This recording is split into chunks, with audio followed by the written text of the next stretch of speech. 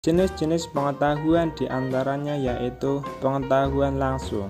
Pengetahuan langsung yaitu pengetahuan yang hadir dalam jiwa tanpa melalui proses penafsiran dan pikiran. Pengetahuan tak langsung. Pengetahuan tak langsung adalah hasil dari pengaruh interpretasi dan proses berpikir serta pengalaman-pengalaman yang lalu. Pengetahuan indrawi. Pengetahuan indrawi adalah sesuatu yang dicapai dan diraih melalui indera-indera lahiriah. Sebagai contoh, kita menyaksikan satu pohon, batu, atau kursi, dan objek-objek ini yang masuk ke dalam pikiran melalui indera penglihatan akan membentuk pengetahuan kita. Pengetahuan universal. Pengetahuan yang meliputi keseluruhan yang ada, seluruh hidup manusia, misalnya agama dan filsafat. Adapun jenis-jenis pengetahuan ditinjau dari sudut bagaimana pengetahuan itu diperoleh, diantaranya yaitu pengetahuan biasa. Pengetahuan yang digunakan terutama untuk kehidupan sehari-hari tanpa mengetahui seluk-beluk yang sedalam-dalam dan seluas-luasnya. Pengetahuan filsafat. Pengetahuan filsafat adalah pengetahuan yang tidak mengenal batas, sehingga yang dicari adalah sebab-sebab yang paling dalam dan hakiki sampai di luar dan di atas pengalaman biasa. Pengetahuan agama. Pengetahuan agama adalah suatu pengetahuan yang hanya diperoleh oleh Tuhan lewat para nabi dan rasulnya yang bersifat mutlak. Kebenaran pengetahuan.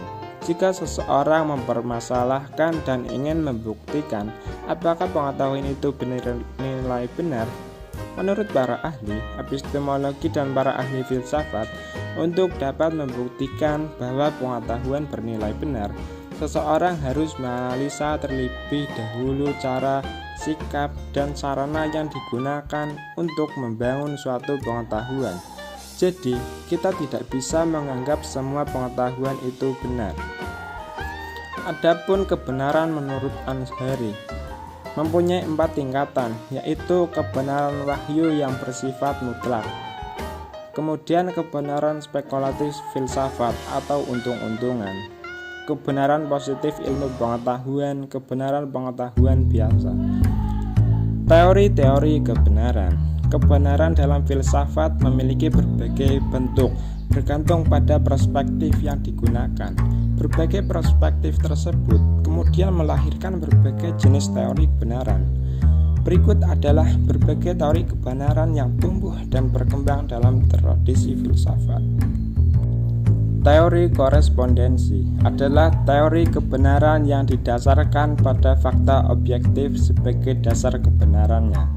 Teori koherensi, yaitu sebuah pernyataan bisa dianggap benar hanya jika pernyataan itu koheren dan tidak ada pertentangan. Teori pragmatis. Berbeda dengan dua teori sebelumnya, dalam menentukan dasar kebenaran, teori pragmatis meletakkan dasar kebenarannya pada manfaat praktis dalam memecahkan persoalan hidup.